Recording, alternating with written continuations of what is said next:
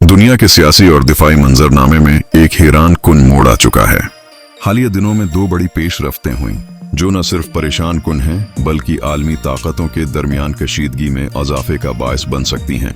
अमरीकी सदर Donald Trump की जानिब से तय आया था कि वो भारतीय वजीर आजम नरेंद्र मोदी से फोन पर बात करेंगे, जिसके बाद कुछ अहम इक्तिसादी फैसलों का ऐलान मुतवक्का था।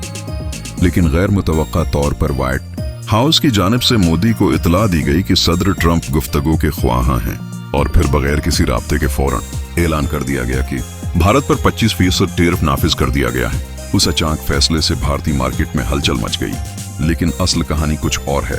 भारत ने बाज़ाब्ता तौर पर अमेरिका को मतला कर दिया है कि वो उन का F-35 लड़ाका तैयारा नहीं खरीदेगा। इस फैसले पर सदर ट्रंप शदीद बरहम हुए।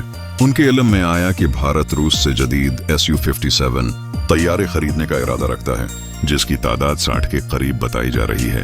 असल तनाव तब शुरू हुआ जब सदर ट्रंप ने माजी में भारत को F-25 और दीगर वसाइल फराहम करने की पेशकश की थी। यहाँ तक कि तेल व गैस समेत दीगर अशिया की फराहमी पर भी बातचीत हुई थी। लेकिन अब भारत की रूस की तरफ झुकाव ने वाशिंगटन को नाराज कर दिया है। इधर हालिया दिनों में कैलिफोर्निया में एक F-35 तैयारा गिरकर तबाह हो गया, जिसे हमेशा की तरह तकनीकी खराबी करार दिया गया।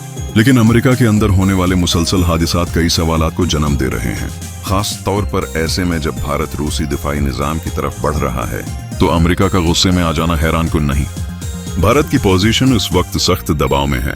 वो चाहता है कि अमेरिका अगर वाकई F-35 फरोख्त करना चाहता है तो उसकी तैयारी भारत में मुश्तरका तौर पर की जाए ताकि टेक्नोलॉजी भारत के अंदर मुंतकिल हो।